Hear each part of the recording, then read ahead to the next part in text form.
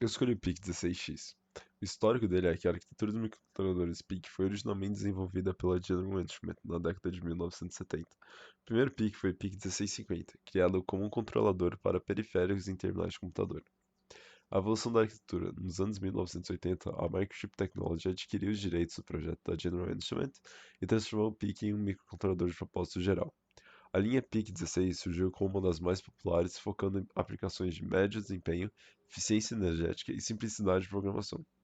Características da arquitetura. A arquitetura é Harvard, que separa barramentos de dados e instruções, permitindo maior eficiência. O set de instrução é reduzido, facilitando a programação e compacto do código. Também, o banco de registradores é mapeado diretamente na memória. Pessoas e empresas responsáveis, como majoritariamente a General Instrument, a Microchip Technology e o líder de Steve Sangha, que liderou a empresa Microchip Technology como CEO por décadas. O impacto histórico é que foi amplamente utilizado em aplicações de indústrias médicas e domésticas, foi base de aprendizado para uma geração de engenheiros, consolidando o domínio da Microchip no mercado de microcontroladores de largura de 8 bits, impactam os concorrentes que, antes do PIC, a programação de microcontroladores era vista como complicada devido à arquitetura mais robusta, como o Intel 8051, e a simplicidade do PIC-16 levou concorrentes como a Atmel com a linha AVR a simplificarem suas próprias arquiteturas. O impacto na comunidade foi que popularizou o conceito de microcontroladores em projetos educacionais, devido à sua documentação acessível e suporte de ferramentas de baixo custo, como a MPLAB, que é um ecossistema de usuários e desenvolvedores que produzem bibliotecas e tutoriais e ferramentas open source. Curiosidades do PIC foi que o PIC originalmente significava Peripheral Interface Controller, mas com o tempo passou a ser associado a Programmable Intelligent Computer. O PIC-16F81 foi uma das variantes mais populares, chamando-se de um microcontrolador para robistas, por sua simplicidade e baixo custo. Muitos dos primeiros PICs tinham menos de 1000 palavras de memória programa, isso mostrando com a eficiência da arquitetura. O Microchip foi pioneiro em uso de ferramentas de programação amigáveis, como simuladores depuradores integrados, ICDs. Uso atual. A Panasonic usa o produto em controles remotos universais e a Toshiba usa em sistemas de controle em eletrodomésticos, como máquinas de lavar e microondas, etc. A arquitetura. A arquitetura interna da CPU dos microcontroladores PIC-16 é baseada na arquitetura Harvard, mencionada anteriormente, que caracteriza pela separação dos barramentos de dados e de instruções. A largura é de 8 bits, embora as instruções tenham 14 bits de largura, para armazenar opções e operandos. E também a quantidade de registradores é de 80 bytes de RAM, são 68 GPRs, registrador de propósito geral, e 12 SFS, registradores especiais de função. Operações da ULA. Na ULA há operações aritméticas, operações lógicas, movimentações de dados, rotações e deslocamentos, comparações e operações de bits.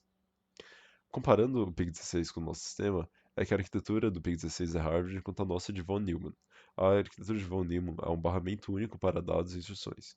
Também a aula, comparando o PIC-16, ele tem o suporte de operações básicas como soma, subtração, AND, OR, SHOR e rotações.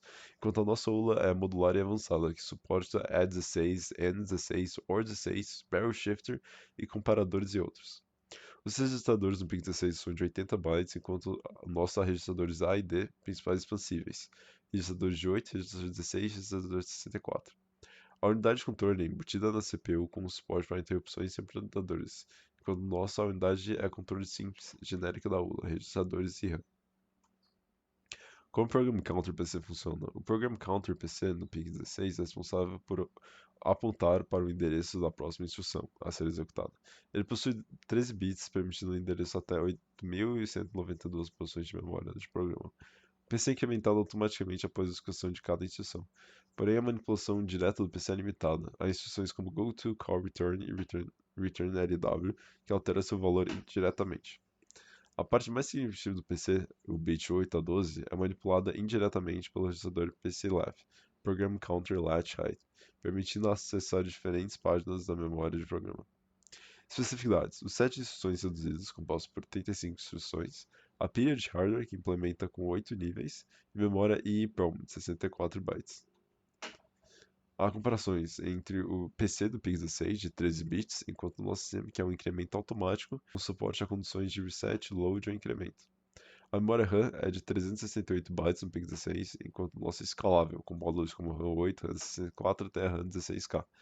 A complexidade do PIC-16 é compacto, eficiente e otimizado para controle embarcado, enquanto nosso sistema é altamente modular e expansível e suporta alterações de design lógico, ideal para o ensino e prototipagem, onde é o nosso caso de ensino. Perguntas e respostas. A arquitetura é Cisco RISC. Na arquitetura do PIC-16 e também nosso sistema é RISC. Também, como é realizado o acesso da memória nessa arquitetura? Registrador, registrador, registrador, memória, memória, memória. Formato registrador e memória, isso significa que para operações aritméticas ou lógicas, o valor de memória é preciso ser carregado em um registrador, geralmente acumulado por W, que também é no nosso caso. Pode fazer operações direto na memória? Não. Ou temos que carregar para os registradores antes. Não, não podemos fazer operações diretas na memória, pois precisamos primeiro carregar os dados da memória para o registrador, como mencionado anteriormente, que também fazemos em aula. Comparação com Z01.1. Aqui já peguei alguns aspectos que botei na tabela anteriormente e outros, como os ports, periféricos, interconexões e também até memória ROM, onde no PIC-16 há 8 KB de programa e 256 bytes de EEPROM, e no nosso sistema é definido por mapeamento do Memory I/O, podendo incluir controladores externos. Aqui temos duas imagens, sendo as duas em cima do PIC-16, que mostram uma estrutura bem definida de barramento para dados, instrução e memória, enquanto a de baixo mostra um design modular com interconexões simples adequado para o uso educacional, que é o nosso caso. Descritivos das instruções e seus padrões. A quantidade de instruções do PIC-16 é de 35 instruções. Há instruções aritméticas, instruções lógicas, instruções de transferência de dados, instruções booleanas, instruções de controle de fluxo como goto, call, return, lw, e instruções de controle de processador como sleep e clrwdt. Peguei um código simples para explicar um funcionamento do PIC-16.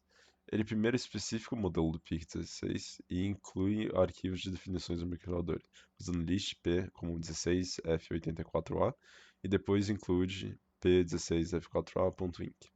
Após isso, ele faz uma configuração de fusíveis do microcontrolador, desativando o Watchdog Timer, WDT, ativando o Power Up Timer, PWRTE, e configurando o oscilador para Crystal Externo, XT.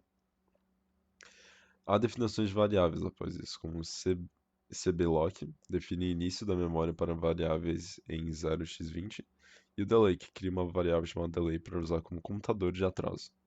A rotina principal usando o WORG e o GoToStart define o endereço inicial do programa e direciona o código para o rótulo Start. O Start marca o início do programa. PSF Status RP0 seleciona o banco 1. O MOV-LW0x0 e o MOV-TRISA carrega o 0 no registrador TRISA, configurando todos os pinos da porta como saída. O, o BSF Status, como mencionado anteriormente, ele é necessário para a configuração dos registradores de controle como TRISA.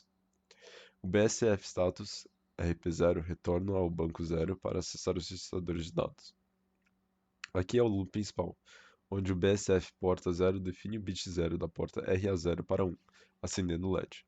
O Call Delay Routing chama uma subrotina para criar um atraso. O BSF porta 0 limpa o bit 0 da porta RA0 para 0, apagando o LED. O Call Delay Routing chama de novo a subrotina de atraso e o GoToLoop repete esse ciclo acendendo e apagando o LED. A subroutine de atraso delay routing usa MOV-LW0xFF e o MOV-WF delay carregando o valor de 255 na variável delay. O delay loop marca o início do loop de atraso. E o DEC-FSZ delay 1 decrementa o delay se o delay for 0, pula para a próxima instrução. O goToDelay loop, se o delay ainda não for 0, repete o loop, fazendo esse ciclo. O return retorna ao loop inicial após o atraso. Em descrição geral, esse código acende e apaga o LED, conectando ao pino RA0 do microcontrolador PIC-16, em intervalos regulares. E a subrotina Delay Routing cria um atraso básico, decrementando a variável Delay até que ela atinja zero. Esse foi esse código simplificado. Obrigado.